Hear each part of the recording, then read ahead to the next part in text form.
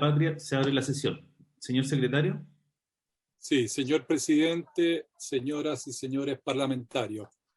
La sesión de hoy día está convocada para ocuparse de la forma y modo de resolver las diferencias surgidas con ocasión de la tramitación del proyecto de ley que modifica las leyes número 19.968 y 20.066 para incorporar una medida cautelar especial en favor de las víctimas de violencia intrafamiliar y facultar al tribunal, en casos calificados, a controlar su del monitoreo telemático. Asisten a esta sesión especialmente invitados la ministra del Ministerio de la Mujer y Equidad de Género, señora Mónica Salaquet, quien viene acompañada de la jefa del Departamento de Reformas Legales, señora Javiera Lira, las abogadas del Departamento de Reformas Legales, señora Valentina Ábalos y Camila Madariaga. Además nos acompaña el señor ministro de Justicia y Derechos Humanos, don Hernán Larraín, quien viene acompañado de la jefa de la división jurídica, señora Mónica Naranjo, el jefe del Departamento de Asesorías y Estudios, señor Milton Espinosa, y los abogados, señoras Joely Cares y señor Ignacio Gaete. Eso respecto de la tabla del día de hoy, presidente. Voy a compartir ahora el texto comparado que vamos a analizar en la sesión de hoy día. Un minuto, presidente. Gracias, secretarios. Le damos la bienvenida y saludamos a los ministros que nos acompañan, la ministra de la Mujer y el ministro de Justicia. Y vamos a donde habíamos quedado la sesión pasada. Sí, señor presidente. La comisión está examinando entonces las discrepancias que han surgido entre ambas corporaciones en relación con este proyecto de ley y por lo tanto tenemos que seguir el estudio. Se había discutido y analizado hasta el artículo 7º y cuando la comisión mixta entró al análisis del artículo 8º que se refiere a la comisión para el seguimiento y evaluación de los casos de violencia intrafamiliar, se plantearon algunas dudas y observaciones. A partir de estas dudas y observaciones, el gobierno ha hecho llegar una nueva propuesta de redacción. Voy a leer en el texto comparado que ustedes tienen a su disposición la nueva redacción propuesta por el Ejecutivo. ¿Sí le parece, presidente? Por favor, secretario. Ya, artículo 8º. Comisión. Para la elaboración de proposiciones técnicas para el seguimiento y evaluación de los casos de violencia intrafamiliar, créase la Comisión para la elaboración de proposiciones técnicas para el seguimiento y evaluación de los casos de violencia intrafamiliar que tendrán como objetivo diseñar y proponer al Ministerio Público, Poder Judicial, Defensoría Penal Pública, Carabineros de Chile y Policía de Investigaciones de Chile las proposiciones técnicas que faciliten el seguimiento y evaluación de los casos de violencia intrafamiliar. Especialmente tendrá por objeto hacer propuestas para el diseño uniforme de los criterios de la pauta unificada de evaluación inicial de riesgo, con base en la cual se emiten los informes de evaluación de riesgo necesarios para adoptar las medidas dispuestas en el artículo 92 bis de la ley 19.968 y en los artículos 20 bis y 24 de la ley 20.066. El Ministerio Público, el Poder Judicial, la Defensoría Penal Pública, Carabineros de Chile y la Policía de Investigaciones de Chile suscribirán los protocolos de colaboración necesarios para incorporar en la pauta unificada de evaluación inicial de riesgo los criterios acordados por la Comisión. La Comisión será coordinada bajo la responsabilidad del Ministerio de la Mujer y Equidad de Género, en el que estará radicada su Secretaría Ejecutiva. La comisión estará integrada por, letra A, la o el subsecretario de la Mujer y la Equidad de Género, quien la presidirá, un representante del Ministerio Público designado por él o la Fiscal Nacional, C, un representante del Poder Judicial designado por la Corte Suprema de Justicia, un representante de la Defensoría Penal Pública designado por él o la Defensora Nacional, E, un representante de Carabineros de Chile designado por él o la general director o directora de Carabineros de Chile, y F, un representante de la Policía de Investigaciones de Chile designado por él o la director o directora del General de Investigaciones de Chile. Los integrantes podrán hacerse acompañar en las sesiones de la comisión por otros funcionarios de las respectivas instituciones. La comisión sesionará en forma ordinaria convocada por la Secretaría Ejecutiva cada 6 meses dentro de los primeros 10 días hábiles del mes correspondiente. Las sesiones extraordinarias serán convocadas por la Secretaría Ejecutiva a solicitud de al menos 2 de sus integrantes.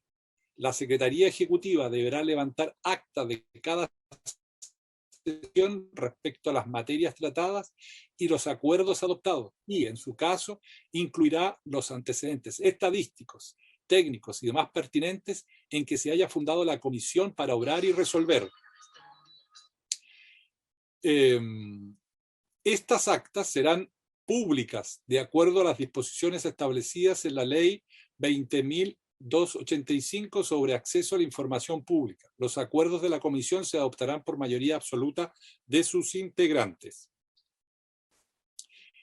La comisión podrá invitar a sus sesiones a representantes de organizaciones e instituciones públicas y privadas que estime pertinente, como asimismo podrá solicitar ser recibida por cualquier autoridad o funcionario del Estado para recabar antecedentes o representar las necesidades que sea indispensable atender para el cumplimiento de sus fines. Con el fin de garantizar el trabajo coordinado de los actores involucrados, el o la ministra de la Mujer y la Equidad de Género, el o la fiscal nacional del Ministerio Público, el o la presidente de la Corte Suprema, el o la defensor nacional, el o la general director de Carabineros de Chile, el o la director general de la Policía de Investigaciones de Chile deberá remitir a la comisión en el mes de octubre de cada año un diagnóstico de la gestión institucional ante casos de violencia intrafamiliar y propuestas de trabajo para el diseño y proposiciones técnicas para el seguimiento y evaluación de los casos de violencia intrafamiliar. En todo caso, la comisión podrá requerir mayor información o antecedentes a las referidas autoridades para una mejor comprensión de los datos proporcionados. Los criterios uniformes que permitan determinar la existencia de riesgo alto para la víctima de hechos constitutivos de violencia intrafamiliar en la pauta unificada de evaluación inicial de riesgo, con base en la cual se emiten los informes de evaluación de riesgo necesarios para adoptar las medidas dispuestas en el artículo 92 bis de la Ley 19.968 y en los artículos 20 bis y 24 de la Ley 20.066, deberán ser revisados por la Comisión a lo menos cada 3 años. Para estos efectos, la Comisión deberá tomar en cuenta los estándares profesionales de conformidad a lo informado por académicos, expertos en psiquiatría, psicología y sociología. Eso, señor presidente, señoras y señores parlamentarios, respecto del artículo 8º propuesto por el Ejecutivo. Gracias, secretario. Entiendo que esta redacción recoge lo que fue la discusión de la última sesión. Ofrezco la palabra si algún señor senador, señor diputado, señora diputada quisiera hacer alguna observación. Ofrezco la palabra, sino para proceder a votar el artículo. El diputado Alessandri parece... ¿Diputado Alessandri?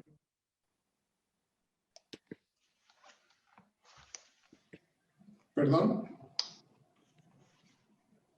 ¿Diputado tiene alguna observación al artículo? No, ninguna, perdón, ninguna.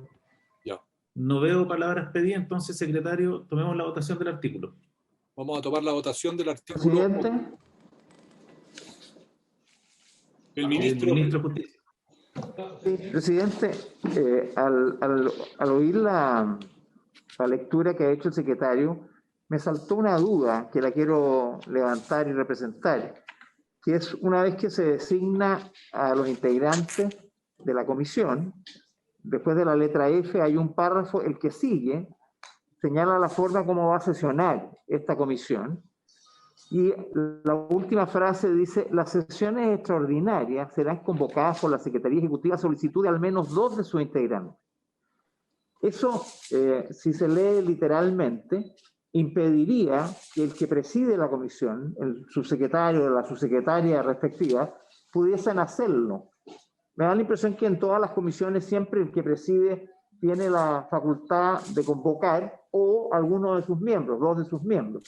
Yo quisiera reparar en eso porque probablemente se puede hacer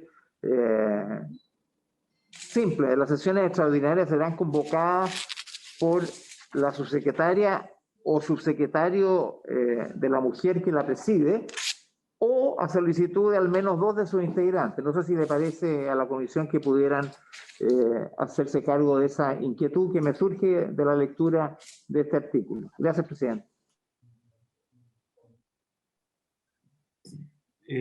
Ofrezco la palabra. Yo, en lo personal, no veo inconveniente con la propuesta que hace el ministro de Justicia.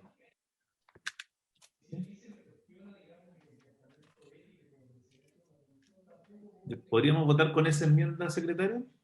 Ya, presidente. Entonces, en el inciso que hacía referencia al señor ministro, se agregaría o se precisaría que esas sesiones extraordinarias pueden ser convocadas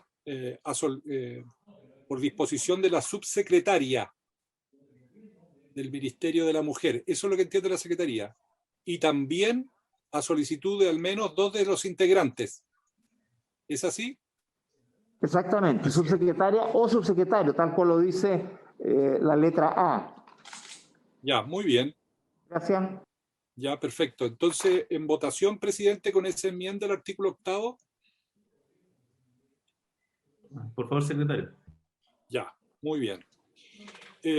Diputada Castillo. Por favor. Diputado Alessandri. A favor.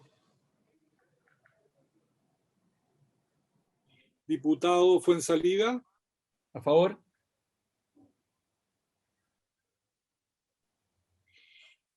Senador Durresti. A favor. Senador Galilea. A favor. Senador Huenchumilla. Senador Huenchumilla. ¿No está? Bien. Señor presidente. Por favor.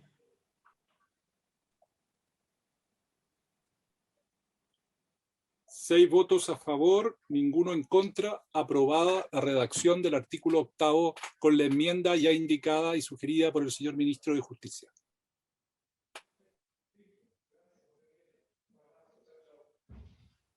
Aprobado el artículo 8, vamos al 9. Artículo 9. Leo la última columna que ven sus señorías. Artículo 9. Potestad reglamentaria. Las normas referidas al mecanismo de control de monitoreo telemática contenidas en esta ley se aplicarán en conformidad a un reglamento dictado al efecto por el Ministerio de Justicia y Derechos Humanos, el que será suscrito también por el ministro de Hacienda. Ofrezco la palabra sobre este artículo. Presidente. Ofrezco la palabra. Presidente, Ministro de Justicia. después la Secretaría, presidente. Ya, secretario. Presidente, solo para decir que en las disposiciones transitorias señala el plazo en que debe ser dictada la primera vez, que son 6 meses de publicada la ley. Gracias, ministro. Secretario. Sí, no, presidente, después autorizar a la Secretaría para hacer una enmienda de forma. El ejercicio de la potestad reglamentaria corresponde al presidente de la República y eso sin perjuicio de que concurren en su firma el Ministerio de Justicia y Derechos Humanos y el ministro de Hacienda, pero el ejercicio de una potestad presidencial, presidente. Después se puede precisar en la redacción definitiva de este artículo. Gracias, secretario. Al final de la discusión autorizaríamos a la Secretaría que pueda hacer todas las enmiendas de redacción que sean necesarias y las concordancias una vez que esté despachado el proyecto. Si no hay palabras pedidas, tomemos la votación del artículo 9, por favor, secretario. Ya. Diputada señora Castillo. A favor. Diputado señor Alessandri. A favor. Diputado señor Fuenzalida. A favor.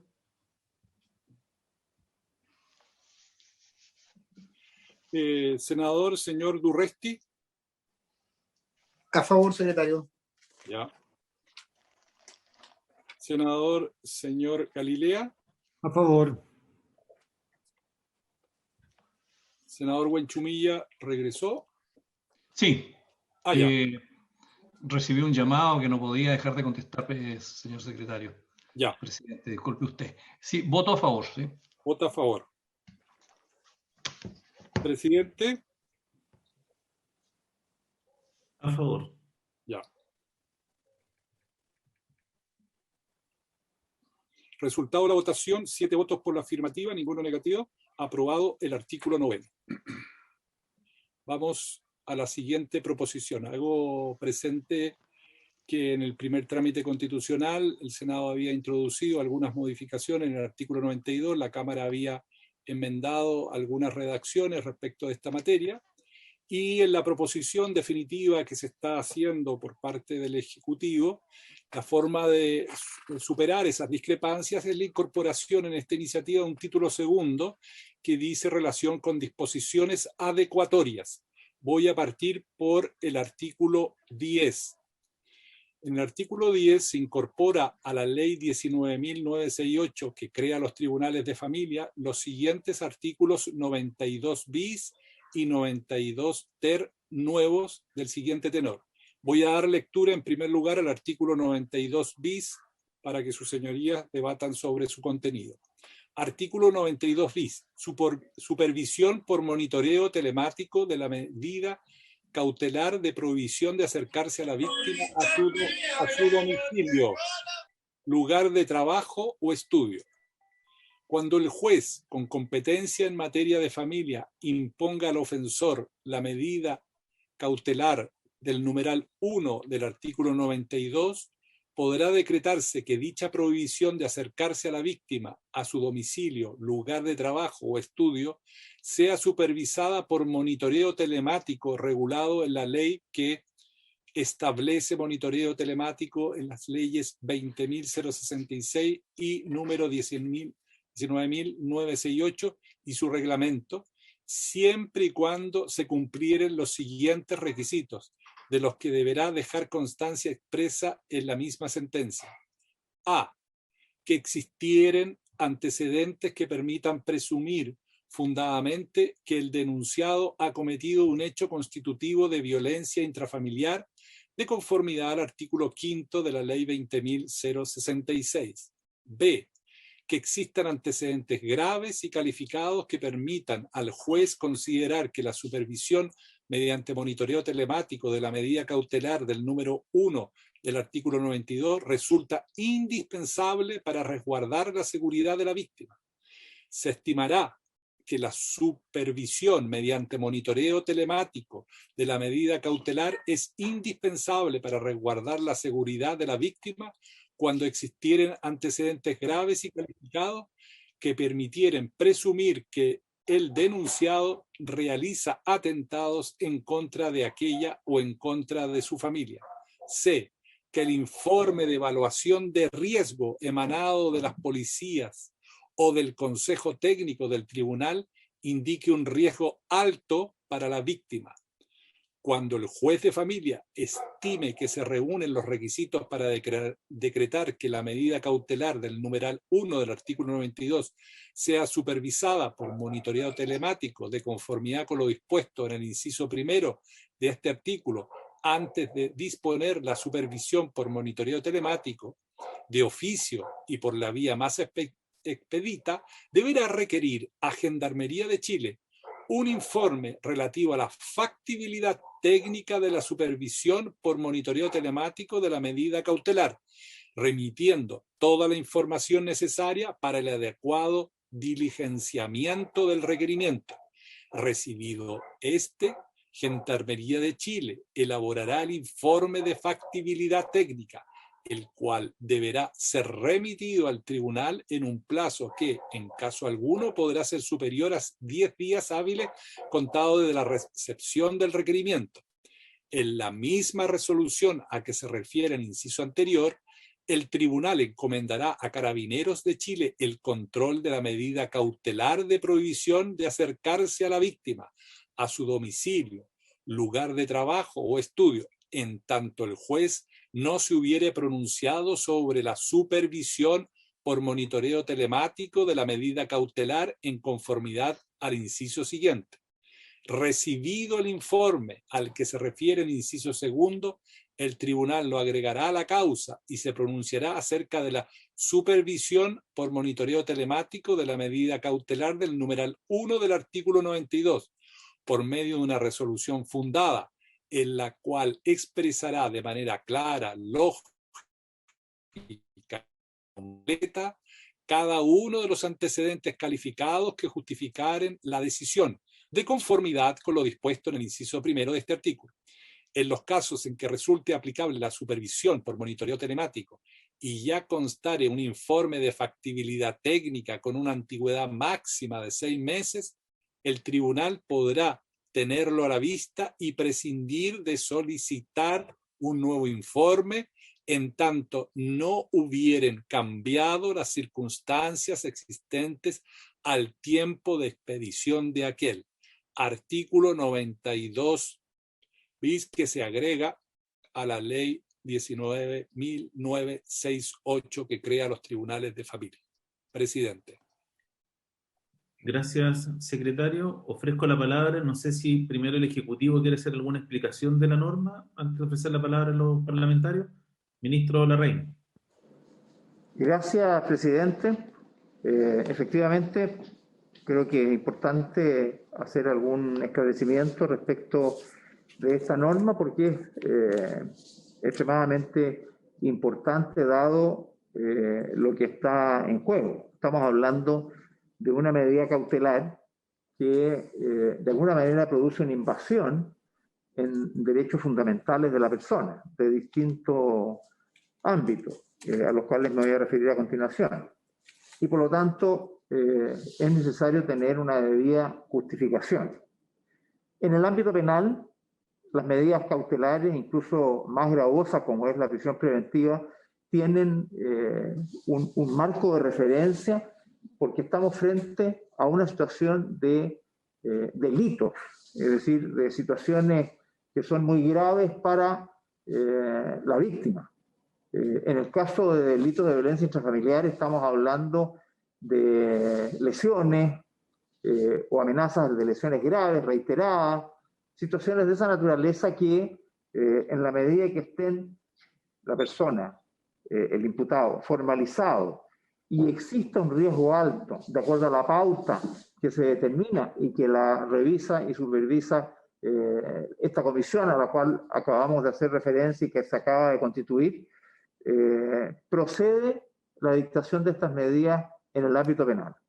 Sin embargo, lo que estamos haciendo ahora, al incorporar y fusionando ambos proyectos del Ejecutivo que estaba circunscrito solamente a lo penal, al incorporar una medida cautelar de esta naturaleza en el área de familia, obviamente que tenemos que proceder con especial cuidado. Y eso es lo que procura esta disposición. El modelo que se ha seguido de alguna forma es el que establece el artículo 140 del Código de Procedimiento Penal, que establece los requisitos de la prisión preventiva. Recuerdo que establece precisamente que, en primer lugar, dice este artículo, para poder decretar esa medida cautelar, exige que existan antecedentes que justificaren la existencia del delito que se investigara. Aquí estamos hablando que existieran antecedentes que permita presumir fundadamente que el denunciado ha cometido un hecho constitutivo de violencia intrafamiliar. No es exactamente igual, pero el parámetro estamos siguiendo un poco el modelo mencionado. Enseguida dice que existan antecedentes calificados que permitieran al tribunal considerar que la prisión preventiva es indispensable para el éxito de diligencias precisas y determinadas de la investigación, o que la libertad del imputado es peligrosa para la seguridad de la sociedad o del ofendido, o que exista peligro que el imputado se dé a la fuga, etc. Aquí estamos diciendo que existan antecedentes graves y calificados que permitan al juez considerar que la supervisión mediante monitoreo telemático de la medida cautelar mencionada resulta indispensable para resguardar la seguridad de la víctima. De nuevo estamos poniendo un estándar elevado, dado que se trata del ámbito de familia. Y básicamente, perdón, me confundí. No, está bien. Y finalmente, estamos pidiendo que haya un informe de evaluación del riesgo emanado a la policía que implique que haya un riesgo alto para la víctima, cuestión que también es requerida en el ámbito del Código Penal para poner el monitoreo telemático cuando corresponde en esas circunstancias. Ahora, quiero volver a por qué estamos exigiendo estos niveles elevados como estándar para la definición de la imposición de un monitoreo telemático. Ya mencionaba que de alguna forma este sistema de monitoreo telemático implica una afectación de los derechos fundamentales de la persona, que están garantizados por nuestra Constitución. ¿De qué estamos hablando? Estamos hablando del derecho a la intimidad, del derecho a la honra, situaciones que se ven afectadas cuando a una persona se le pone algo además que es visible, como es una tobillera electrónica, que obviamente significa una situación compleja para una persona que no está siendo acusada de cometer un delito, sino que está en una situación en que la víctima puede tener una situación grave por las circunstancias que se dan y por eso que se exige esta pauta de alto riesgo. Y adicionalmente, al poner esa tobillera, lo que estamos haciendo, además de las dos afectaciones mencionadas, es también afectar la libertad de circulación de la persona, cuestión que es también un derecho fundamental. Y lo que no quisiéramos es que por interponer esta medida, cada persona afectada recurra por vía de inaplicabilidad, porque esta norma pudiese ser inconstitucional, si acaso no está debidamente cautelada. Nuestro derecho y en general en el ámbito internacional es posible interponer normas que puedan limitar el ejercicio de los derechos y libertades fundamentales que establece el orden constitucional. Sin embargo, para que eso ocurra, requiere cumplir ciertos requisitos, básicamente de legitimidad, idoneidad y necesidad. Cuando hablamos de legitimidad, estamos hablando de que el objeto por el cual se interpone esta norma sea legítimo. Segundo, cuando hablamos de necesidad, estamos hablando de que ese camino sea apto para conseguir el objetivo. Y cuando hablamos de necesidad, estamos diciendo que no sea el hecho, que se está, que no exista un medio menos gravoso para lograr el objetivo. Es decir, legitimidad, idoneidad y necesidad. Esos son los requisitos para juzgar el criterio con que una normativa de rango legal pueda de alguna forma circunscribir, limitar un derecho fundamental. Les puedo citar a una autora, Cristina González, que hizo su tesis sobre esta materia, que dice que para poder ser legítima la afectación a la intimidad, esta debe, cito, preverse legalmente, tener una finalidad legítima, adoptarse de forma motivada por la autoridad judicial o administrativa habilitada legalmente para ello y respetar los límites de la proporcionalidad. Es en ese sentido que nosotros estamos buscando fijar estándares para lograr incorporar una medida tan gravosa como es la interposición del monitoreo telemático en el ámbito del derecho de familia, en el ámbito de la situación de violencia intrafamiliar que estamos tratando de evitar. Y debemos recordar que uno siempre debe actuar de manera que las normas legales no afecten la esencia de los derechos que han sido concedidos, o limiten su ejercicio, o le pongan condiciones tal que al final del día impidan su libre ejercicio. Esta garantía del contenido esencial es la que está contenida en el artículo 19, también número 26, que refuerza la necesidad de entrar a fijar estas medidas que estamos nosotros proponiendo. En definitiva, lo que estamos tratando de establecer es un mecanismo de control a través de una medida cautelar que es gravosa, considerando que todavía no está acreditado el hecho, estamos en un proceso de investigación y por lo tanto no hay una resolución fundada definitiva en virtud de la cual el juez haya llegado ya a la convicción de que aquí existe una situación tal que amerita una sanción y por lo tanto que podría justificar medidas más gravosas. Aquí estamos en la mitad de un proceso y el juez en esa mitad del proceso aún no se ha formado convicción. Y enseguida, como decía, estamos frente a una situación en donde se está limitando el ejercicio de derechos fundamentales. Lo consideramos necesario, dada la gravedad de lo que está ocurriendo, pero sujeto a que se cumplan esas características para asegurar que no estamos limitando esos derechos al honor, a la intimidad, a la libertad de circulación, porque de lo contrario corremos el riesgo de que esta norma pueda dejar de tener efecto si la jurisprudencia así lo estimara, en atención a que no hay exigencias de alto nivel para asegurar que se cumpla. Y reitero, no estamos frente a una situación delictiva, en donde situaciones cautelares gravosas se explican con mayor facilidad.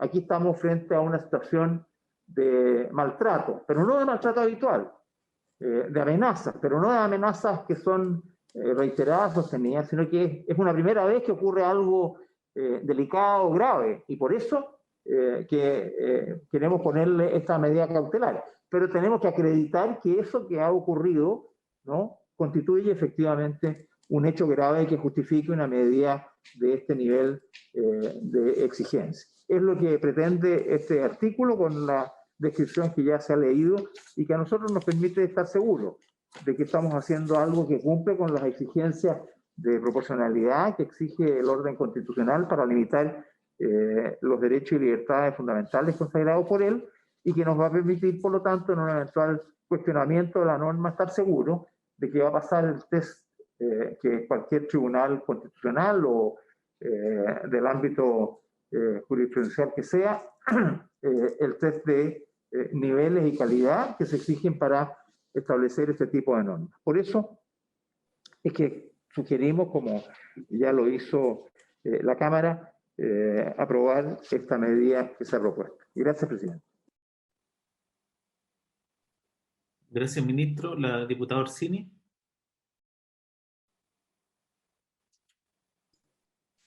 Gracias, presidente. Saludar a los ministros que nos acompañan, a la ministra de la Mujer, al ministro de Justicia, a los demás colegas parlamentarios, pedir disculpas por el retraso. Estaba presidiendo la Comisión de Género y apenas pude cerrar la sesión me pude conectar. Este artículo en particular es el que a mí me genera más ruido de este proyecto de ley, porque contextualicemos.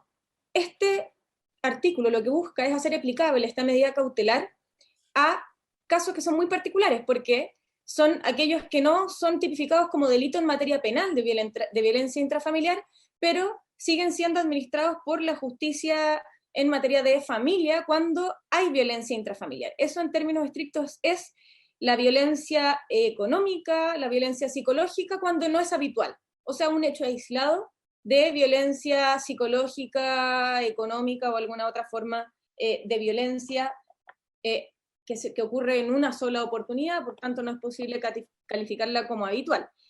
Y el estándar que acá se propone para poder aplicar esta medida cautelar cuando hay un hecho de violencia intrafamiliar de estas características que yo señalo, es tan alto en comparación con el tipo de hechos que pueden ser aplicables que resulta inaplicable. ¿Cómo? Yo voy a, primero, en la letra A, establece que tengan que haber antecedentes en plural, más de uno, por ejemplo. El solo hecho de que esta persona tenga antecedentes previos de violencia intrafamiliar o femicidio no alcanza para poder acreditar.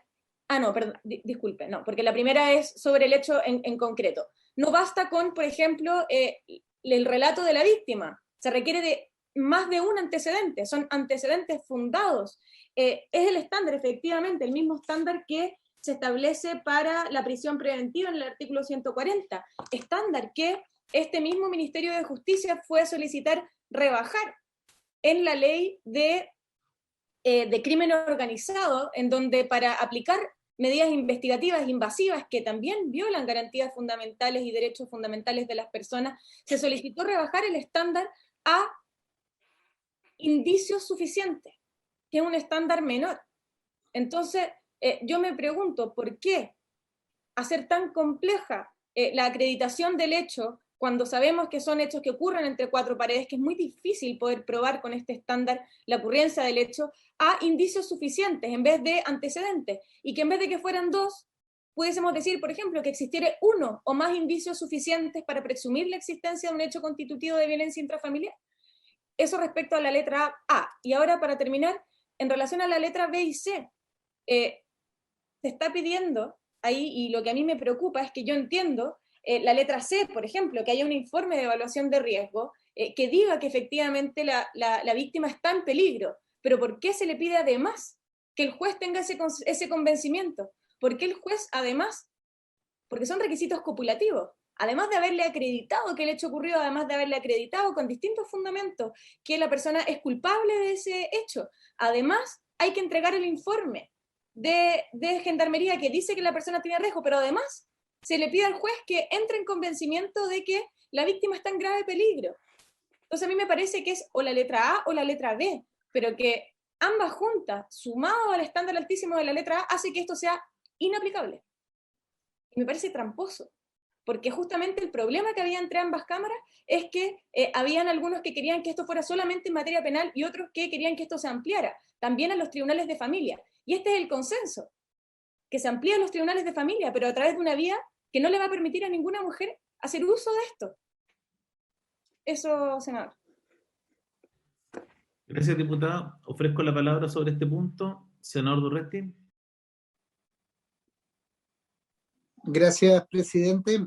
Respecto a la última opinión de la diputada Orsini, yo creo que ella no puede omitir el control jurisdiccional por parte del Tribunal de Familia para efectos de evaluar y ponderar los informes. No es solo el informe, es precisamente, como bien lo dice, cuando el juez de familia estime que se reúnen los requisitos.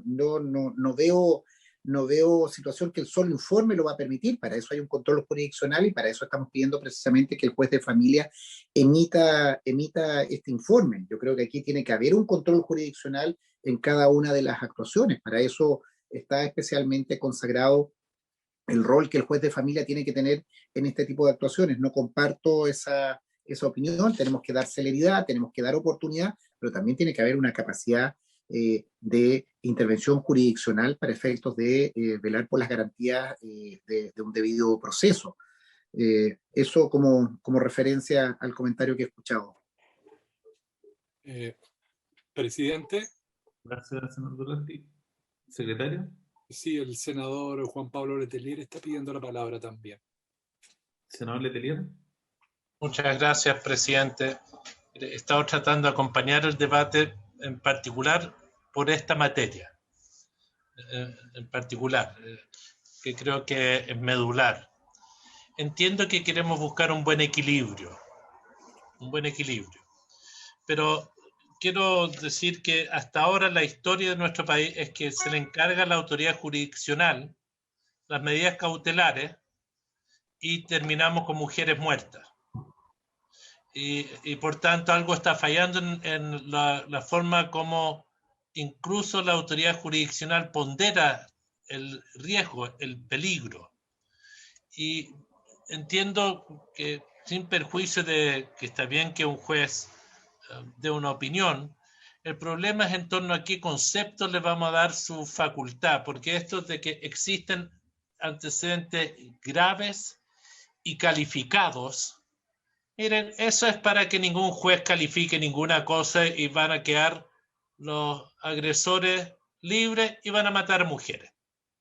Y yo quiero decir que necesitamos un equilibrio que sea y entiendo que esto no es propio de nuestra tradición jurídica, pero necesitamos tomar una acción precautoria a favor de la víctima y no una medida precautoria de los derechos del victimario. Es decir, yo prefiero que nos equivoquemos como sociedad poniendo más aparatos de control a personas que tienen antecedentes de violencia, que quizás no estén todos los antecedentes para que sea algo que se califique como grave, gravísimo, porque cada juez va a ponderar eso de cierta manera frente al riesgo de que maten a una mujer. Entonces, siento que es el equilibrio el que está en discusión.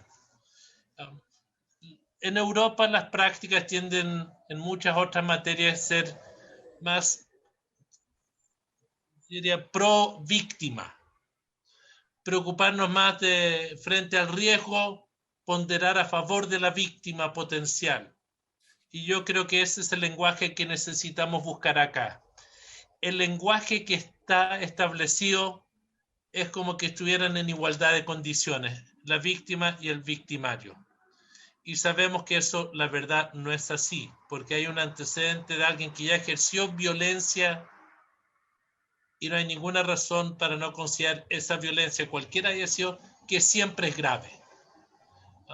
Por eso tengo mi duda sobre la reacción de que los jueces tengan que actuar pro víctima con más facilidad que la reacción que está acá.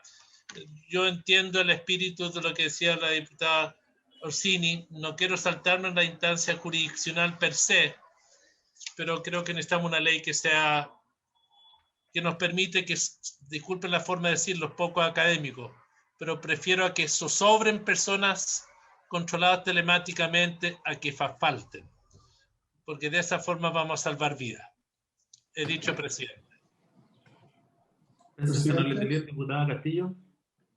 Sí, gracias, presidente. Bueno, yo creo que aquí el gran problema es que se están imponiendo estándares de duda razonable, de carácter más bien... Estás muy baja, Natalia. No se te escucha bien. Hay un problema. ¿Ahí se escucha mejor o no? Ahí mejor, ¿no? Parece. Sí. Ya. Sí. ¿Sí, no? ¿Ya? Ahí sí. Ya.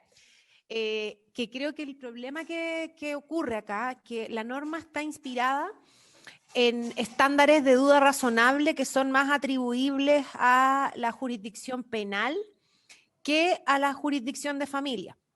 Entonces decimos, claro, abrimos la posibilidad de incorporar como cautelar esto en materia de familia, que tiene reglas distintas respecto a las materias penales, donde la duda razonable en el caso de la materia penal es lo que manda, en cambio en materia de familia lo que manda es la protección justamente de las personas que componen a la familia. Entonces yo creo que ahí se produce la distorsión. El problema yo creo más importante, sin perjuicio que si en la historia de la ley queda establecido que si bien dice antecedentes del hecho, se pueda entender que en una declaración, por ejemplo, puede existir más de un antecedente del hecho. Por ejemplo, si yo puedo tener en una declaración, incorporar distintos elementos que a su vez constituyan más de un antecedente del hecho que estoy denunciando. Y en la segunda, que existan antecedentes graves y calificados. Al ponerle graves y calificados, inmediatamente nos pasamos al estándar penal, que tienen que ver más que ver con los derechos del agresor que con los derechos que queremos proteger mediante los tribunales de familia. Yo sugiero y propongo que en vez de decir que existan antecedentes graves y calificados, diga que existan antecedentes suficientes, porque con eso el juez de familia podrá ponderar qué antecedentes son suficientes para decretar una medida como esta, tomando como principio rector de la judicatura de familia, la protección de la familia, la protección de las vidas, en este caso las víctimas de violencia intrafamiliar. Y en la letra C, el informe de evaluación y riesgo no puede quedar así abierto, porque si un informe de evaluación y riesgo se demora una semana, vamos a llegar tarde. Entonces, que este informe se dé, si es necesario incluso, por un consejo técnico que pueda funcionar en audiencia de emergencia, o que se le pueda entregar de manera verbal al juez. En la práctica de los tribunales de familia, yo sé que ocurre. De hecho, muchas veces este informe es que dicen que pase la consejera técnica y la consejera técnica dice 2 o 3 cosas, después lo ponen en un informe y así resuelven. Pero creo que es importante que quede en la ley que esto no se pueda eternizar, porque esperando el informe de evaluación de riesgo pueden pasar muchos días y eso sin duda que va a seguir poniendo en riesgo a las personas que en este caso han sido víctimas. Eso, presidente. Muchas gracias. Natalia. Diputado Alessandria.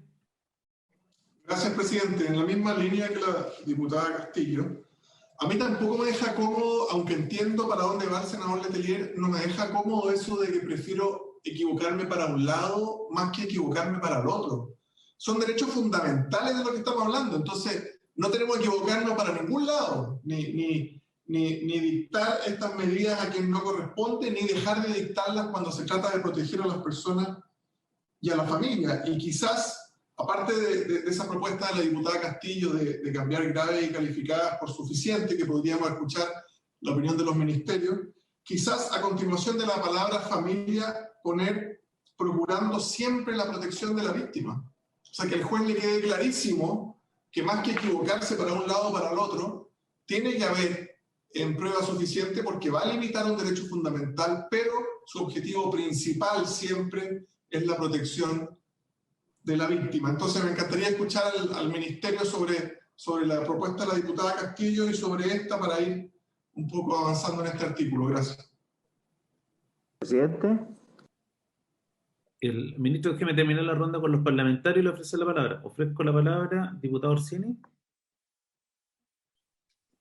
Sí, yo quería aclarar una cosa. Yo jamás he planteado que tenga que evadirse el control judicial. El problema que tiene la redacción es que se le pide lo mismo al órgano judicial con antecedentes distintos de lo que se le solicita al organismo técnico que va a calificar el riesgo. Lo que estamos pidiendo es que la víctima, primero, pruebe que el hecho ocurrió. Segundo, que pruebe que el hecho lo cometió la persona a la que se le está pidiendo el control telemático. Además, que traiga antecedentes graves y calificados que permitan presumir que ella está en riesgo. Y además, se pide que el Consejo Técnico entregue un informe que vaya al mismo objeto, que es lo segundo que se le pide al tribunal. Entonces, yo creo que todos esos antecedentes que se le solicitan a la víctima para poder solicitar esta medida son excesivos y la hacen inaplicable. Entonces, lo que estoy pidiendo es que podamos rebajar de alguna manera el estándar, ya sea solicitando no antecedentes en plural, sino que baste con uno solo, eliminar, como dice la diputada Castillo, que sean graves y calificados, podemos cambiar la palabra antecedentes por indicio, buscar la manera, yo puedo hacer una propuesta si quieren, pero buscar una manera en la que podamos rebajar un poquito este estándar, porque efectivamente resulta inaplicable en nuestra opinión. Eso, gracias. Ofrezco la palabra, sino para poder hacer un comentario, la senadora Muñoz y después el senador Galileo.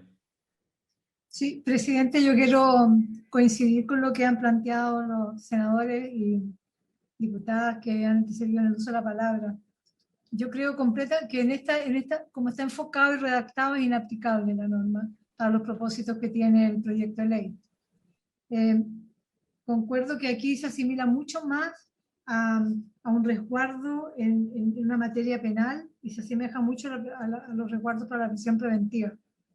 Y quizás ha sido el nudo central que hemos tenido ya 6-7 años en el debate de este proyecto de ley, y que ha sido justamente cómo trasladamos este tipo de monitoreo de las cautelares, de seguimiento y control de las cautelares a sede de familia. Y entonces ahí es donde vemos hoy día que lamentablemente, en mi opinión, y como lo han señalado los colegas que me han antecedido, se va a hacer absolutamente poco, con muy poca sintonía a lo que se vive en Tribunal de Familia en víctimas de violencia intrafamiliar. Y se deja mucho al criterio del juez. Y esta es una situación que está absolutamente enraizada en una cultura, en lógicas culturales, en relaciones cotidiana en comportamientos que tienen una raigambre cultural patriarcal. Entonces, cuando una víctima tiene que ir a demostrar que tiene antecedentes, que son graves, ¿cierto? Que son, ¿cómo se llama?, graves y calificados.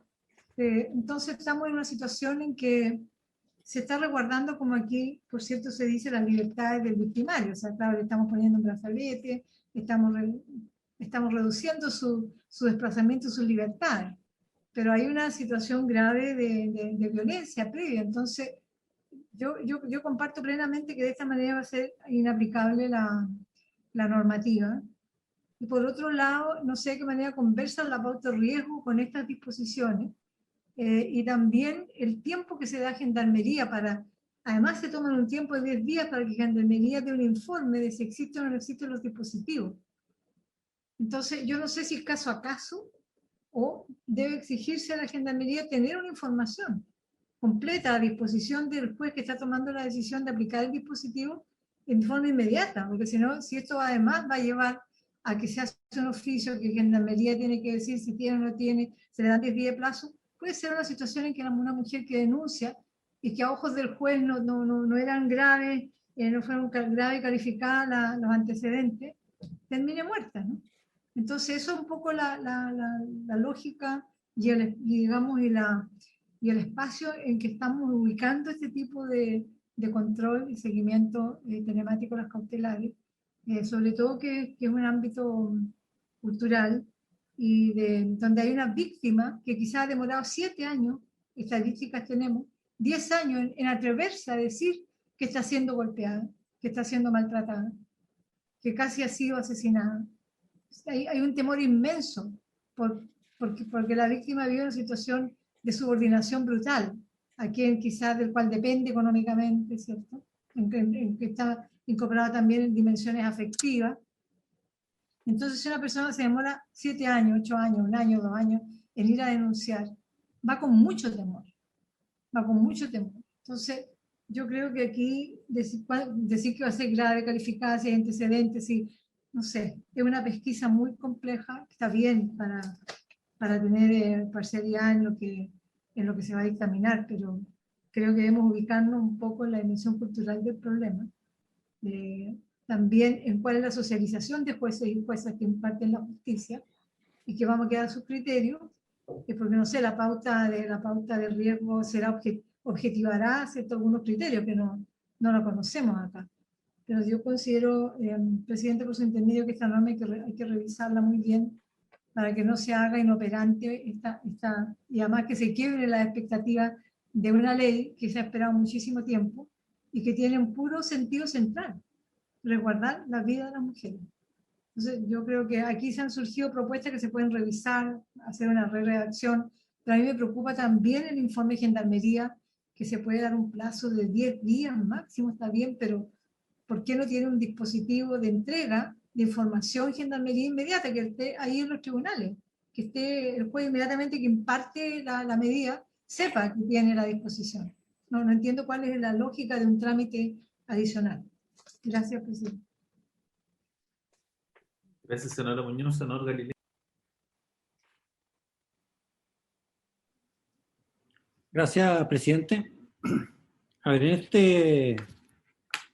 este artículo, efectivamente uno tiene que entrar a compatibilizar lo que busca el proyecto, como bien ha descrito la senadora Muñoz, que finalmente no es otra cosa que proteger de la manera más eficiente posible la vida e integridad física y psíquica de mujeres que están siendo agredidas.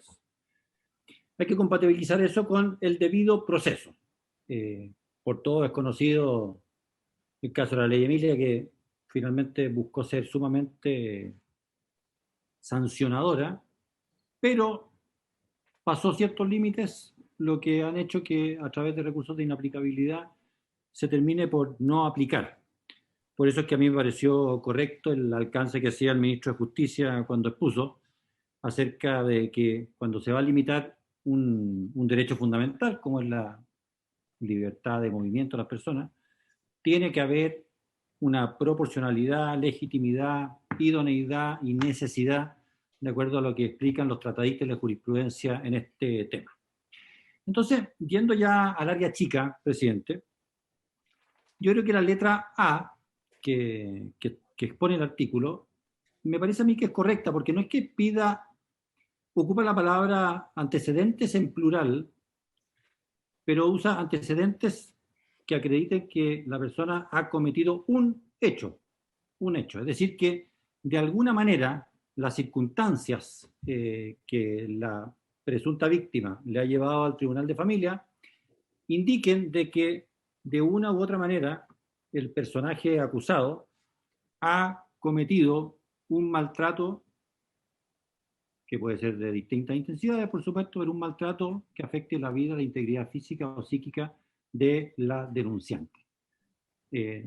No basta una cosa simple porque estamos afectando a una garantía y por tanto el que se diga antecedentes me parece a mí que es bastante razonable y lógico que acrediten al menos un hecho que tenga la magnitud que haga que el juez de familia o la jueza de familia vaya pensando en tomar esta medida precautoria.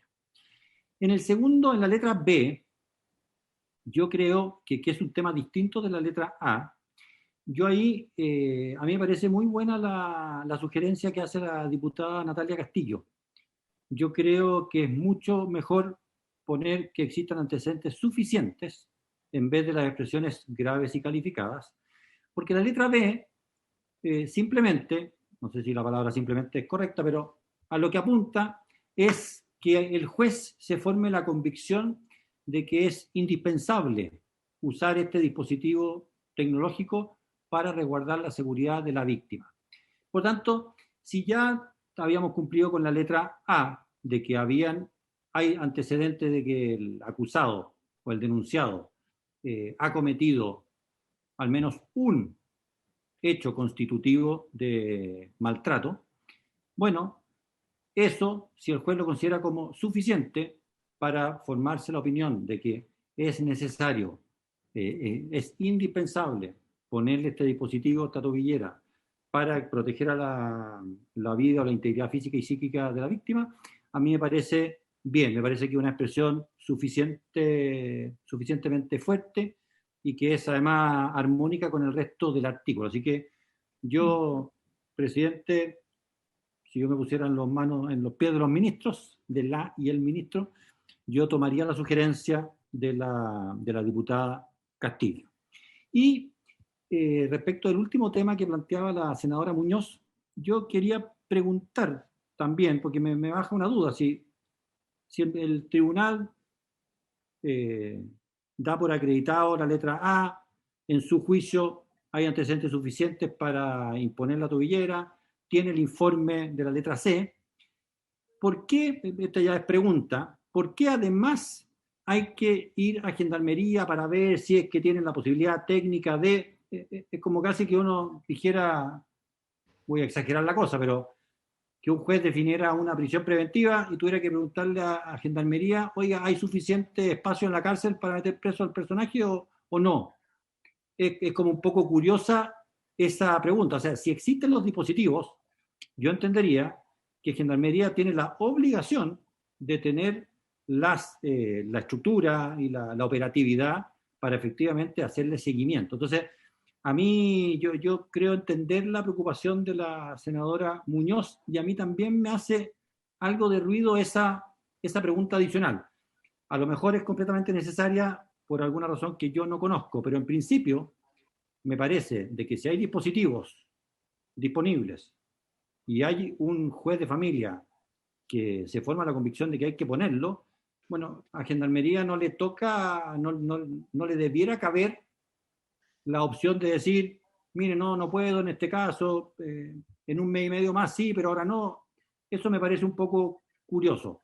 Yo creo que debiera ser prácticamente automático. Así que yo me permitía aclarar lo que yo entiendo que está bien en la letra A, me permitía sugerir tomar la idea de la diputada Castillo en la letra B y que nos aclaren el por qué esta pregunta, porque insisto, si es que si hay dispositivos disponibles, yo entendería que Gendarmería tiene la obligación de operarlos de acuerdo a lo que los magistrados dispongan. Muchas gracias, presidente. Gracias, Rodrigo. Senador Huanchumilla.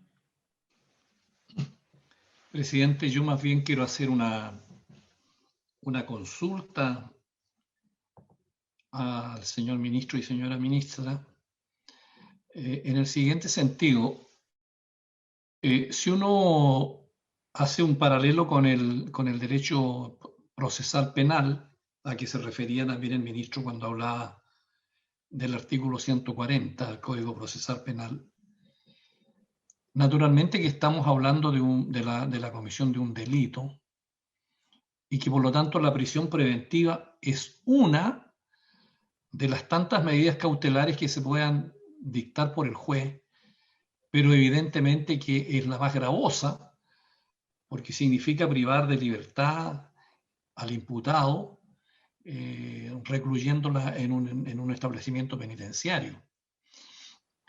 Acá no estamos en presencia de un delito, pero estamos sí en presencia de una relación muy especial, de una relación de profunda fragilidad, porque es una relación de sentimientos, de afectos, de convivencia, de cuestiones muy difíciles de ponderar objetivamente, donde se introducen muchas relaciones que conllevan a la convivencia que existe en una pareja, donde hay problemas de todo tipo. Entonces a mí me parece que aquí la preeminencia fundamental es que frente a cualquier situación que ponga en riesgo esa fragilidad de la relación afectiva de la pareja, el Estado pudiera tomar una medida inmediatamente de resguardo de aquella persona que frágilmente es maltratada, como dice el artículo 5 de la ley 20.066. Ahora la pregunta mía es que yo entiendo que el monitoreo, a semejanza de la prisión preventiva, es la escala más superior de una serie de cautelares. Yo entiendo que el tribunal pudiera, antes de llegar al monitoreo, tomar otro tipo de medidas cautelares. No sé si estoy en lo correcto y esa es la pregunta que yo me hago. O el monitoreo telemático es la más gravosa de las medidas que puede tomar el Tribunal de Familia, atendía las circunstancias, como digo, que yo llamo de profunda fragilidad en las relaciones humanas, en las relaciones de pareja, aunque no exista delito, pero que tienen una profunda connotación en la reacción de las personas. Entonces, si eso fuera así, a mí me parece que el requisito de la letra B, digamos, es demasiado alto, porque a mí me parece que lo que tenemos que ver es si existen antecedentes suficientes, el juez tendrá que tomar una medida. Me imagino que habrá cautelares anteriores al monitoreo. Y si el monitoreo es la más gravosa, y la más importante, y la más eficiente, y la más eficaz, naturalmente que esos antecedentes tienen que ser suficientes como para que se tome la medida más gravosa. Entonces quería solicitar, digamos, una opinión de los ministros respecto de un tema que me escapa, digamos, a la especialidad de la materia que estamos tratando. Gracias, presidente. Gracias, senador Huanchumilla. Antes de ofrecerle la palabra al ministro de Justicia, quiero hacer un comentario sobre este artículo. A ver, sin duda que este es uno de los ejes centrales de la discusión del proyecto. Y en esto yo no comparto tanto algunos de los comentarios que han hecho quienes me precedieron en el uso de la palabra, por varias razones. La primera es que si bien es cierto, nosotros todos, que creo que perseguimos el mismo fin, que darle mayor protección a las mujeres, evitar ojalá la violencia intrafamiliar y obviamente que fallezcan mujeres producto de esta situación, tampoco podemos saltarnos lo que son los distintos estándares que debemos cumplir al aprobar una normativa. Y todos sabemos, quienes integramos el Congreso, que hemos tenido una serie de problemas con el Tribunal Constitucional a la hora de que el tribunal revise ciertas normas, ya sea por recursos de inaplicabilidad, en la cual ha entendido que tiene que existir proporcionalidad respecto de las sanciones que el legislador aplica a ciertos delitos o las medidas que establece en ciertas circunstancias. Y además en esto recordar lo siguiente, recordar que esta medida la está aplicando el Tribunal de Familia, y el juez de familia de por sí no usa el mismo estándar del proceso penal. De hecho, el juez de familia no tiene las mismas limitantes a la hora de resolver determinadas situaciones como los puede tener un juez de garantía o un juez del Tribunal del Juicio Oral en lo penal.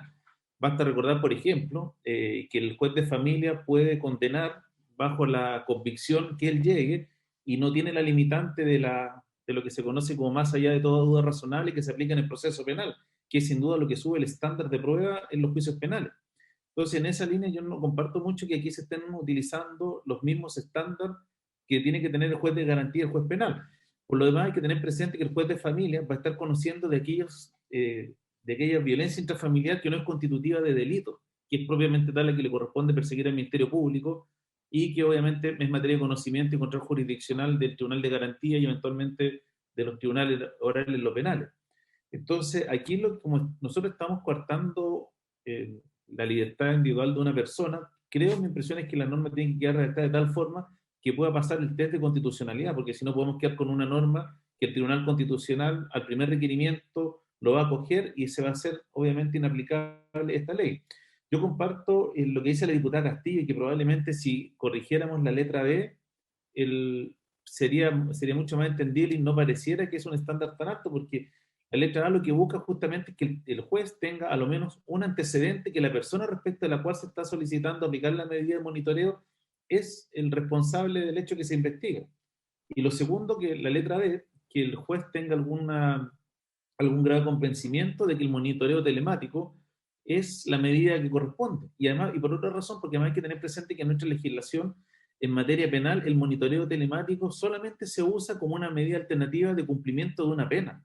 No está consagrado como una medida de control respecto de medidas cautelares. Entonces, eso ya de por sí puede generar un problema frente al Tribunal Constitucional respecto a la proporcionalidad de medidas cautelares en ciertas circunstancias que no son constitutivas de delito de conocimiento penal. Entonces, por eso a mí me preocupa que si nosotros rebajamos mucho el estándar, podamos terminar con una norma que el Tribunal Constitucional vaya a declarar inconstitucional. Y lo tercero, yo también tengo mis dudas respecto de la letra C, del informe de evaluación de riesgo que tienen que hacer las policías, porque eso efectivamente pudiera parecer que es una medida, a mi juicio, dilatoria respecto al caso concreto, porque uno sabe muy bien que por más que un juez pida en forma inmediata un oficio, las policías no se lo van a remitir durante el mismo día o en el mismo tiempo, probablemente se lo van a remitir 2 o 3 días después. Entonces no sé si en esto se está pensando que este informe de evaluación de riesgo va a ser un criterio de carácter general o está pensado caso a caso. Yo en lo personal, si está pensado caso a caso, sería partidario eliminarlo, porque creo que en esto tendría que valer de mayor manera el criterio jurisdiccional más allá del criterio que puedan tener las policías en esta materia. Ministro, le ofrezco para que pueda contestar las dudas que tienen los diputados Orsini y después el ministro de Justicia. Eso, por favor, muchas gracias. Creo que es relevante despejar cuál es el bien jurídico que busca proteger el Ejecutivo con este artículo. Y acá yo discrepo con algunas de las palabras que se han dicho. El bien jurídico que se busca proteger no es la libertad ambulatoria, porque es otra la medida cautelar que restringe la libertad ambulatoria, que es la prohibición de acercarse a la víctima.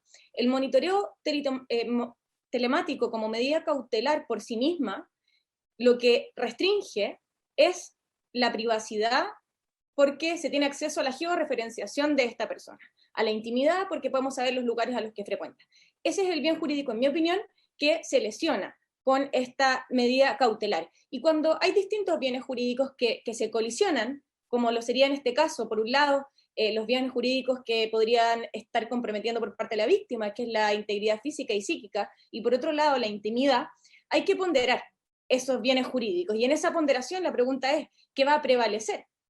¿La intimidad del afectado por esta medida cautelar o bien la vida y la integridad física y psíquica? Entonces quisiera preguntarle al Ejecutivo en primer lugar si es que efectivamente ellos comparten que ese es el bien jurídico que estamos protegiendo con estos requisitos tan altos. Y por último, quisiera hacer brevemente una propuesta que a mí me dejaría en condiciones de aprobar con tranquilidad este artículo, que es que a la letra A lo limitáramos a solo un antecedente, en vez de pedir multiplicidad de antecedentes, que dijésemos que existiera uno o más antecedentes. A la letra B, acoger la propuesta de la diputada Castillo, que dijese antecedentes suficientes, y que con ellos dos bastara para decretar la medida cautelar, y que la letra C fuera solamente para reevaluar la idoneidad de la medida si es que el afectado lo solicita posteriormente. Eso, presidente, gracias. Gracias, diputado Orsini. Simplemente yo para complementar lo que señalaba recién y después darle la palabra al ministro. Sí, el problema de este artículo es que el monitoreo telemático en nuestra legislación es una pena sustitutiva de una pena restrictiva de libertad, que es, en el fondo, no ir a prisión. Por eso, en el juicio, el estándar tiene que ser elevado, porque no existe esta medida como una forma de control de medidas cautelares, por ejemplo, en el proceso penal. Y ahí es donde podemos tener una dificultad, en el juicio, con el Tribunal Constitucional, y es lo que debiéramos resolver en este punto. Ministro, le ofrezco la palabra. Gracias, presidente. Creo que la discusión ha sido muy importante porque permite tratar de ver dónde está el problema. Y creo que sus últimas palabras, presidente, apuntan en la dirección correcta. Aquí estamos tratando de ver no una comparación de bienes jurídicos, sino que cómo el bien jurídico protegido, qué es la indemnidad de la mujer, la seguridad, la tranquilidad, el evitar cualquier riesgo de violencia intrafamiliar sea garantizado. Pero sabemos que no podemos recurrir a cualquier medio, porque podríamos decir que la jueza de familia, conociendo este caso, puede decretar prisión preventiva, que es mucho más seguro. Pero no estamos hablando de eso porque estamos en una situación que no configura una situación delictual, sino que estamos ante una situación de violencia intrafamiliar grave. Eso es lo que estamos. Ahora, ¿cómo llegamos a esa definición? Es lo que estamos buscando precisar. Antes de entrar a eso, yo quisiera, a propósito del comentario que hacía el senador Buenchumilla, respecto de que la comparación que se hacía con el Código de Procedimiento Penal respecto de los requisitos de prisión preventiva era una comparación un poco asimétrica, porque la prisión preventiva es una cautelar gravosa, la más gravosa dentro del ámbito penal. Solo quiero recordar que en el artículo 155 del Código Penal, en su inciso final, establece que todas las cautelares personales que se establezcan en un tribunal penal deben cumplir los requisitos del 140. Es decir, amplía el espacio de aplicación no solamente a esa que es ciertamente la más gravosa. Y por eso es importante que se entienda que hay en este ámbito un criterio más o menos general que nosotros podemos irlo precisando, y que es lo que voy a sugerir a propósito del debate. Lo otro que quiero señalar, porque también ordena la discusión, es el comentario que hacía el senador Buenchumilla de que supongo que existen otras cautelares. Efectivamente, hay otras cautelares que se pueden aplicar en el ámbito de familia, y recordar que la prohibición de acercamiento, ¿no?, que se puede dictar y que debe controlar la policía puede ser dictada sin el control telemático. Ahora, nosotros estamos diciendo eso es lo que no ha resultado, y en eso tiene razón la senadora Muñoz, y por eso que hemos apoyado la incorporación de este proyecto, la fusión de ambos proyectos para darle viabilidad a esa iniciativa que ella ha promovido. Entonces, ¿cuándo esa prohibición de acercamiento se garantiza con este control telemático? En una situación especial de gravedad suficiente para asegurar que no estamos yendo más allá de ciertos límites a los cuales deben someterse las medidas de privación de libertad que se dicten en el ámbito civil o penal. Ahora, quiero decir que no hay en el ámbito civil o familiar una medida cautelar gravosa de esta envergadura como es la del control telemático. Esta va a ser la más gravosa. Y por eso que ha habido el especial cuidado que aquí se ha indicado por varios de los que han intervenido, que justifica algo como lo que aquí se ha planteado.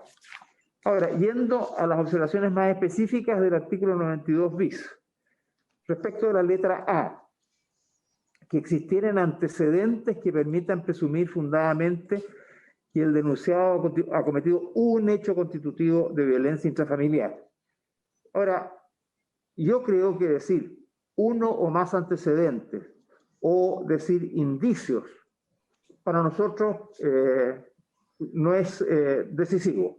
Si eso ayuda a la aprobación, puede ser incorporado, presidente, en la redacción, que existiere uno o más antecedentes, que fue lo último que planteó la diputada Orsini. Para nosotros está bien, porque lo que importa es que eso permita presumir, ¿no?, que ha cometido un hecho que es constitutivo de violencia intrafamiliar. De manera que si hay un antecedente suficiente, está bien. Sea uno o dos o tres, lo que permita, por esa parte no hay problema. En la letra B se ha cuestionado la expresión graves y calificados, porque pudiera estar señalando que la decisión jurisdiccional tiene que reunir tales estándares que puede correr el riesgo de que no se aplique nunca. Es lo que han dicho algunas diputadas, la senadora Muñoz, el senador Letelier, por mencionar algo. En ese sentido, yo creo que la indicación que propone la diputada Castillo, y que he visto a varios diputados, como el diputado Alessandri, el senador Garilea, entre otros, asumirla como una expresión viable, también quiero decir que a nosotros no nos parece bajo ningún caso problemático, porque logra el objetivo, que el juez tenga la posibilidad de evaluar si lo que se va a hacer a partir de los antecedentes que se conocen son suficientes para tomar la medida. Que sean graves y calificados, puede abrir un debate si se dice que existan antecedentes suficientes en el inciso primero y luego se repita en el inciso segundo de la letra B, cuando existieran antecedentes suficientes que permitieran presumir que el denunciado realizará atentados en contra de aquella y en contra de su familia. Nosotros también, para avanzar en acuerdo, sugeriríamos incorporar esa expresión en la letra B en ambos incisos. Respecto de la letra C, tal vez haya que aclarar la forma como funciona la pauta. Una vez que se diseña la pauta, y por eso los estándares y las exigencias que va a establecer esta nueva comisión son claves para asegurar que la pauta sea la pauta adecuada. Ahí se puede ir evaluando tantas veces sea necesario hasta que el instrumento sea lo más afinado posible. Esa pauta la tiene la policía, la tiene el Ministerio Público, la tiene también el Consejo Técnico del Tribunal, a donde puede llegar la víctima a denunciar. Es una pauta que permite hacer una entrevista personal, y por tanto aquí no hay un informe que se demore días. Llegada la persona como víctima a presentar la denuncia en un tribunal de familia o ante la policía o ante quien sea, se le hace de inmediato la aplicación de esa entrevista, que está pauteada, y eso permite configurar la situación de que se trata, la de ella, la de su familia, cuál es la relación que se ha tenido con esta persona, con el agresor, cuáles son los hechos que constituyen la base de su denuncia, de sus temores, etc. De manera que con eso ya el juez tiene los antecedentes, eso no es algo que se demore. Y ya hay experiencias en pautas, si bien son del ámbito penal, que se van a poder aplicar con cierta facilidad al ámbito de familia por esta revisión que se va a hacer a partir de la creación de esta comisión. De manera que también ahí creo que no hay verdaderamente un problema. Y finalmente, la otra inquietud que levantaba la senadora Muñoz y que también preguntaba, me parece, el senador Galilea, respecto del informe de factibilidad técnica que debe elaborar Gendarmería. Esto es producto de la experiencia actual, no es algo que hayamos creado para este caso. Si hoy día existe esta pauta, porque efectivamente este sistema funciona por vía de referencia geosatelital, de posicionamiento geosatelital, y por lo tanto no todo Chile está cubierto por el sistema. En consecuencia, si bien a estas alturas hay un mapeo bastante amplio en lo que es la cobertura, cada caso puede requerir un estudio en particular para asegurar que el monitoreo telemático va a ser eficaz como medida preventiva, y no simplemente para creer que porque lo pusimos va a resultar en circunstancias que puede que en ciertos lugares, en ciertos ángulos, en ciertos espacios no se produzca el contacto porque no funciona ahí el posicionamiento geosatelital. En ese sentido se pide este informe de factibilidad técnica, que probablemente, como digo, a estas alturas se tiene que hacer con más detención en algunos lugares que puedan no estar georreferenciados o que no se hayan investigado previamente. En ese sentido, tal vez pudiera ayudar algo que también recogimos de la conversación, que en este inciso, que está en la, a continuación de la letra C, ¿sí? Cuando se refiere al informe de Gendarmería, en la segunda frase, dice: recibido Gendarmería de Chile elaborará el informe de factibilidad técnica, el cual deberá ser remitido al tribunal en un plazo que en el caso alguno podrá ser superior a 10 días hábiles contados de la recepción del requerimiento. Esta ha sido un poco la exigencia que nos han planteado desde Gendarmería, pero yo entiendo, aquí pudiéramos nosotros establecer una obligación más perentoria a Gendarmería, y por eso sugiero la redacción siguiente. Recibido Gendarmería de Chile elaborará el informe de factibilidad técnica, el cual deberá ser remitido al tribunal en el más breve plazo posible, que en caso alguno podrá ser superior a 10 días, etc. De manera que le estamos diciendo a Gendarmería, usted tiene que mandar lo antes posible, de inmediato, salvo que tenga alguna situación de complejidad técnica que obligue a hacer algo. En ese sentido, pienso que recogemos la inquietud y nos permite tener el informe de factibilidad técnica realista y en forma oportuna. Creo, presidente, que con estas indicaciones que recogen el debate nos permitirían tener un acuerdo, y espero que así sea recogido y que pueda ser por eso mismo votado a continuación. Gracias, presidente. Gracias, ministro. Senador Letelier. Presidente, respecto al último punto, por la redacción, lo que se le está diciendo al juez es que el juez no puede tomar una decisión sin el informe de Gendarmería. Es decir, es la autoridad administrativa la que va a decidir. Ya esto salió del ámbito jurisdiccional cuando se pone, antes de disponer la supervisión, antes. Y yo creo que eso no es positivo. Yo entiendo que podrá haber algunas partes del territorio nacional, que deberían ser los menos, no los más, que puedan haber algunas consideraciones técnicas. Bueno, eso puede quedar en un reglamento de qué hacen los jueces cuando están en esas situaciones. No tiene por qué quedar en la ley, porque en la ley va a quedar como un requisito previo para que el juez pueda tomar esta medida. Es decir, una medida que depende de los criterios antes señalados, van a quedar en suspenso hasta que Gendarmería conteste. A mí no me parece que eso es correcto. Yo hago mía la reflexión que hizo el senador Araya en su momento, de que quizás habría que evaluar si corresponde que este inciso se mantenga y que más bien se pueda poner como un procedimiento reglamentario.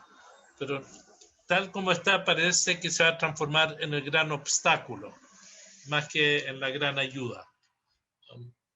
Porque si esto es antes de disponer la supervisión por monitoreo telemático, bueno, estamos poniendo la zancadilla de lleno. Yo creo que eso no debería ser. Puede ser dictado la supervisión, si el victimario tiene algún problema, que él apele a una instancia administrativa, pero no que sea al revés. Aquí terminamos dejando, quiero insistir, en situación de riesgo indeseado por una reacción que creo que no es la más feliz. No me refiero a la intención, sino a las consecuencias que puede tener. Gracias, presidente. Diputado Fuenzalía. Gracias, presidente. No, yo discrepo totalmente del senador Letelier porque la cautelar que se está decidiendo por parte del tribunal es justamente a la luz de proteger la integridad física de la víctima, es un alejamiento del agresor. Si lo único que estamos haciendo nosotros es introducir elementos tecnológicos que permiten una fiscalización de verdad de ese no acercamiento del agresor a la víctima para no terminar finalmente en un femicidio. Eso es todo lo que es este proyecto de ley. Es ocupar la tecnología, porque no hay capacidad de un... están en peligro su integridad física y finalmente su vida. Por lo mismo, obviamente, que la medida del tribunal la va a tomar de alguna forma. Lo único que nosotros le estamos diciendo, ocupe los medios tecnológicos, pero me parece también que es irresponsable darle esta herramienta a los jueces sin ninguna especificación técnica de la señal que va a ser necesaria para monitorear esto. Entonces, como bien decía el ministro, finalmente pueden quedar todos felices porque se le entregó una tobillera telemática y se puede monitorear cuando finalmente no se monitorea porque no hay señal. Y seamos realistas, en muchos lugares de Chile no hay señal, y en muchos lugares de Santiago no hay señal. Yo les voy a poner solamente el caso en mi distrito, donde una persona que fue condenada a una pena sustitutiva, justamente se le dio una tobillera en Peñalolén, estoy hablando. Y la verdad es que la tenía, pero se la sacaba finalmente y no producía nada porque en ese lugar no había buena señal. Estamos hablando de Santiago, estamos hablando de Peñalolén. O sea, eso ocurre. Y mientras no tengamos, obviamente, una cobertura de calidad, que seguramente de acá a un par de años más va a ser así, cuando tengamos la internet a través satelital y no lineal como lo tenemos hoy día, y cuando la tecnología nos permita eso, seguramente no va a ser necesario ningún tipo de factibilidad técnica ni informe previo, pero hoy día, para que esta ley efectivamente se cumpla en la realidad, pero se cumpla con el estándar que se requiere, es que quien esté monitoreando a ese agresor o a esa persona que recibe la sanción. Necesitamos obviamente que los jueces cuenten con ese antecedente, creo yo, y debe estar en la ley porque creo que es esencial.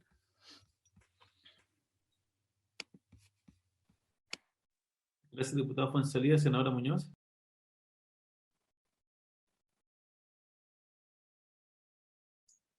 Gracias, presidente. Yo estoy de acuerdo que el debate ha sido sumamente clarificador de lo complejo que es llegar a aunar estas dos dimensiones de la esfera de la justicia.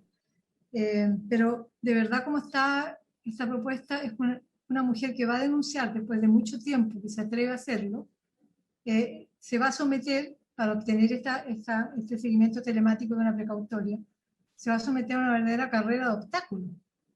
Porque la letra A está bien, lo estamos simplificando, ¿cierto? Vamos a poner al menos un antecedente, ¿cierto? Que exista de situación de violencia. La letra B le vamos a poner que sean suficientes. La letra C aparece la pauta de riesgo. Entonces, no sé, el juez primero se hace una convicción en la letra A, en la letra B, después lo contrasta, para aclararme, presidente, por su intermedio. Después el juez contrasta esto, que las convicciones que se ha ido haciendo, con la pauta de riesgo que la define otro organismo. Y posteriormente, cuando ya la mujer ya pasó todas estas vallas, estos obstáculos, se encuentra con Gendarmería. Y Gendarmería dice, mire, yo me demoro 10 días en informarle al juez en qué lugares tenemos factibilidad técnica de conectar, etc.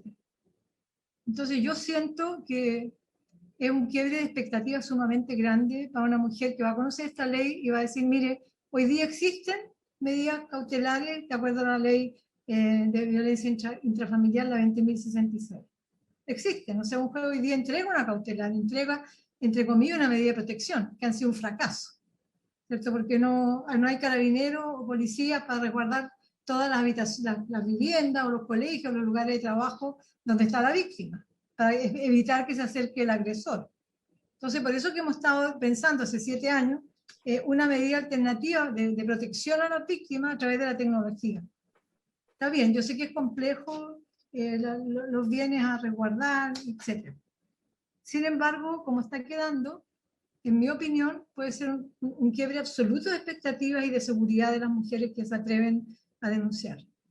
Sobre todo, yo creo que se le debe exigir a Gendarmería. Gendarmería ha tenido mucha resistencia a esta propuesta. Lo conocimos y usted era senador, señor ministro, cuando discutimos en la Comisión de Constitución del Senado este tema. Y cómo Gendarmería consideraba que esto no estaba en condiciones, que no tenía los implementos, que tenía más gastos administrativos, etcétera, muchas dificultades. Entonces yo creo que se le puede exigir a Gendarmería o destinar, no sé, recursos de apoyo a Gendarmería para que tenga un estudio territorial nacional de los dispositivos. Porque el juez decreta esto, después de todas estas barreras, de todo este obstáculo, lo decreta y tiene que tener entonces la disposición de la tobillera o la pulsera, porque si la mujer va a tener que esperar 10 días más, o hasta cuando, lo más pronto posible. ¿Cuándo será lo más pronto posible? Entonces yo, de verdad, presidente, por su intermedio, creo que podemos ir arreglando la letra A, la letra B, la letra C, pero ya el último obstáculo en que vamos a quedar a merced, las mujeres, ya cuando pasaron todo este recorrido, a que Gendarmería dice, fíjese que no tenemos aquí, no sé, no tenemos en Salamanca, no tenemos tampoco, no sé, en Rennes. Pero ¿por qué no hay un panorama nacional inicial? A que el juez pueda de verdad decir, mire, tengo piso en Gendarmería para decretar el telemático. Si no, ¿para qué va a hacer todo ese tipo de tramitación? Entonces yo lo encuentro un sinsentido, presidente, y generar una expectativa que en definitiva va a llevar a una decepción, frustración y lo más grave, es a la posible pérdida de la vida de una mujer que pasó todo estos obstáculos y al final no tuvo la protección efectiva. Gracias, senadora Muñoz. A ver, estamos ya sobre la hora. Le quisiera pedir al ministro de Justicia, antes de la palabra, que como se ha recogido buena parte de la discusión y ustedes tienen ya visto cuántos son los nuevos críticos, que pudiéramos tener una propuesta de redacción que se votara al comienzo de la próxima sesión. Y respecto del tema de Gendarmería, efectivamente yo concuerdo que tiene que haber un informe técnico, porque todos sabemos que, atendido los tipos de dispositivos que se compran y la capacidad tecnológica, no se pueden utilizar en todo el país. Entonces, debiera existir un informe de Gendarmería que señale si es factible o no la aplicación de los monitoreos telemáticos. Y lo que podría hacer es que, más allá de darle un plazo perentorio a Gendarmería, podría ser que operar el silencio positivo, que si Gendarmería no contesta, por ejemplo, en el plazo de 5 días la solicitud del tribunal, se entiende que existe factibilidad técnica para aplicar la medida. Un poco haciendo uso de lo que son el silencio administrativo. Esa también podría ser una solución a fin de acotar los plazos. Yo comparto que los 10 días es un plazo excesivo, sobre todo cuando se trata de casos de violencia intrafamiliar. Senadora Ensperger. ¿Estás sin micrófono, Luz? Gracias. He escuchado atentamente la discusión y muy breve respecto a este punto. Pareciera, ¿no es cierto?, como señala la senadora Muñoz, que este plazo es excesivo, probablemente lo sea, pero también esta expectativa frustrada, como ella señala, puede ser aún más grave si no se cuenta con esta factibilidad, porque no puede haber nada más grave que si el juez no tiene esta factibilidad, que él decrete esta medida cautelar, que la mujer agredida, que la mujer, ¿no es cierto?, que ha sufrido esta agresión de violencia extrafamiliar, se vaya tranquila porque le decretan esta medida cautelar, porque ella cree que su agresor está con... que ella está protegida, que esta persona, su agresor, bien decía, está monitoreado, y resulta que donde esta persona está no hay cómo hacerlo. Entonces yo creo que eso es más irresponsable que esperar un par de días más. ¿Cómo buscar el equilibrio? Pero una persona no puede salir de un tribunal pensando que está cautelada si efectivamente no lo está, por no haber señal, por no tener un informe. A mí me parece que eso es mucho más grave, mucho más frustrante y irresponsable. Por lo tanto, creo que este informe de alguna manera tiene que estar. Un juez no puede dictar una medida sin saber que la medida que va a dictar va a ser efectiva, que va a responder a lo que él está tratando de hacer para proteger a la víctima. Gracias, presidente. Presidente, yo quiero señalar que no es la idea. La idea es que el informe esté durante el proceso, no al final. Esa es la idea. No es una irresponsabilidad decir, dejemos al juez, lo más irresponsable es decir, dejemos al juez al final del proceso, que si va a tener el brazalete o la tobillera, si al final de todo el proceso, lo que yo estoy planteando, que por cierto que requiere la información, pero que la tenga antes de tomar la decisión. No al final, cuando ya pasó la barrera de que habían antecedentes, de que eran suficientes, de que tuvo la pauta de riesgo, y al final, oye, ¿hay tobilleras o no? La información tiene que ponerla antes. Eso es la obligación que yo propongo hacer la Gendarmería, que tenga al juez informado antes, ya cuando recorrió los pasos anteriores y que va a decretar el telemático. Bueno, se pregunta al final, imposible. Tiene que estar informado antes si todo este recorrido tiene sentido. Va a tener sentido si hay disposición de instrumentos telemáticos. Pero llegar al final me parece que poner al juez en una situación complicada y peor todavía a la víctima que se hizo la expectativa. Pasó la letra A, la letra B, la letra C, llegó a Gendarmería y no habían dispositivo, mala pata, me voy para casa. Entonces creo que lo importante y lo responsable es que sea la información antes que el juez tenga que llegar a tomar la decisión. Ministro de Justicia, estamos ya sobre la hora. Gracias, presidente. Solamente quiero señalar que Gendarmería, efectivamente, lo escuchamos en su minuto, como recuerda la senadora Muñoz, en realidad estaba preocupada porque no tenía los recursos, no tenía los medios, ni los demás elementos que le hemos dado a través de este proyecto. Y por lo tanto, hoy día nos representa inquietudes al respecto. Ahora, yo quisiera pedirle, presidente, autorizar a la jefa de la división jurídica, Mónica Naranjo, para que pudiera despejar algunas dudas respecto de, sobre todo lo último que ha planteado en un par de ocasiones la senadora Muñoz, como si esto fuera un proceso que por la intervención administrativa de Gendarmería se va a eternizar. Yo creo que no hay la debida comprensión de los pasos que se siguen para lograr el objetivo. Y además porque hay desde luego cautelares que se pueden tomar de inmediato.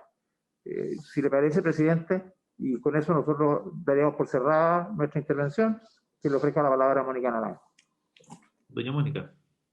Muchas gracias, presidente, por su intermedio.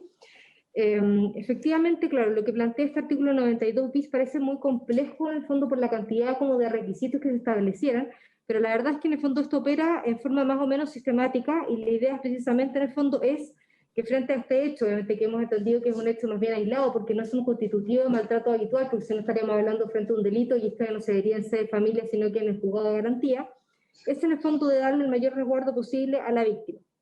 Entonces, ¿cómo opera en el fondo en la práctica? Lo primero es que efectivamente vamos a tener esta pauta unificada de riesgo, que es una pauta que está previamente construida en el fondo por esta comisión que ya se regula en el artículo 8º, y esta pauta al final del día básicamente es un formulario que se toma al momento en que la víctima hace la denuncia, es decir, al momento en que llega Carabinero o al momento en que, en fondo, que se presenta directamente en el Tribunal de Familia, el consejero técnico le toma esta pauta de riesgo en el fondo, que básicamente es un formulario, y que lo que sirve precisamente es para medir el riesgo en el fondo del entorno de la víctima, es decir, condiciones, por ejemplo, tales como si tiene red de apoyo, por ejemplo, en el fondo si su victimario consume de droga, si efectivamente alguien de su familia o ella misma sufre algún grado de discapacidad, etcétera, precisamente en el fondo para ver que se encuentra en una situación de mayor vulnerabilidad donde la protección tiene que ser aún mayor. Entonces, por lo tanto, esa pauta no es una pauta que se haya diferido en el tiempo, se genera al momento mismo en que se genera la denuncia, y precisamente la lógica no es burocratizar el sistema, sino otorgarle en el fondo mayores antecedentes precisamente para contar en el fondo con esos antecedentes que van a ser los que constituyen el requisito contemplado en la letra A. Es decir, precisamente esa pauta de riesgo que se toma al inicio es donde en el fondo se le pueden dar antecedentes al juez para que pueda presumir precisamente que la víctima se encuentra en una situación de riesgo y frente al fondo hecho de violencia intrafamiliar. Entonces, no es la idea burocratizarlo, no es la idea en el fondo dilatarlo en el tiempo, sino precisamente en el fondo construir antecedentes del relato mismo de la víctima y por otro lado evitar la revictimización, es decir, en el fondo que la víctima no tenga que volver a replicar en el fondo su relato en una y otra oportunidad, sino precisamente en esa pauta construir obviamente el entorno que rodea a esa víctima.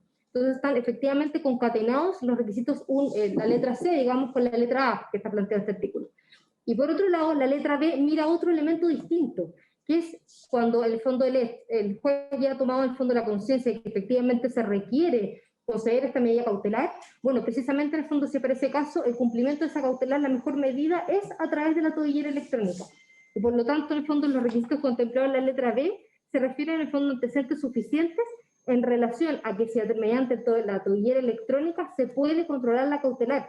No dice relación ni con el hecho de violencia, ni se relaciona tampoco con el riesgo de la víctima, sino precisamente con que ese sea el medio más idóneo para el cumplimiento de la cautelar que se está decretando.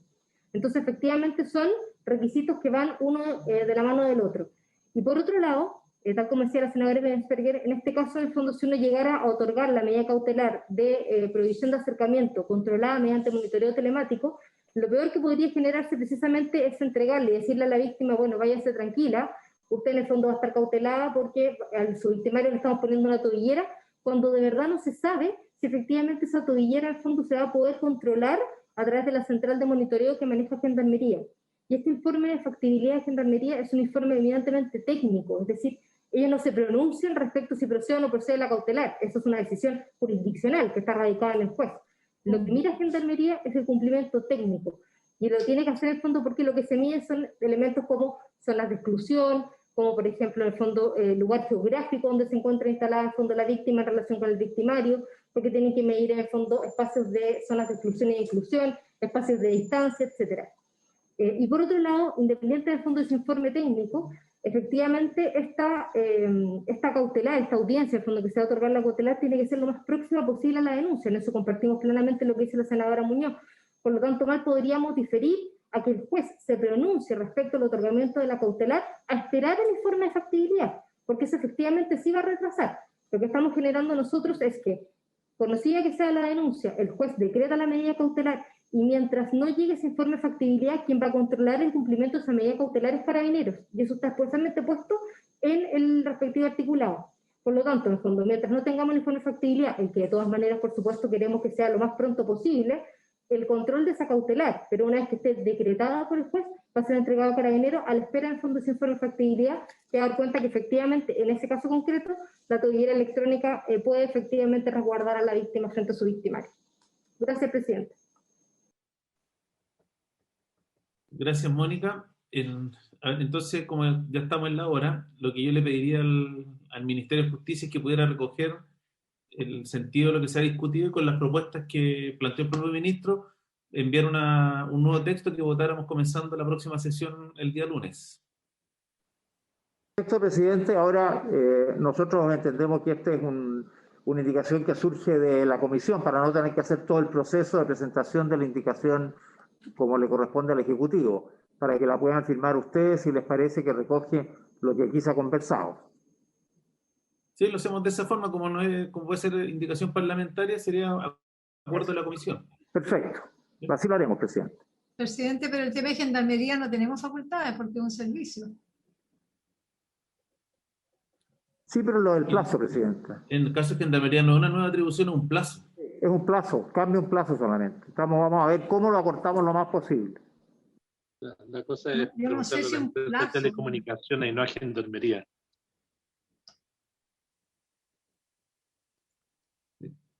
Bueno, agradecemos la participación de todos los invitados y viendo se cumplió el objeto de la sesión, se levanta.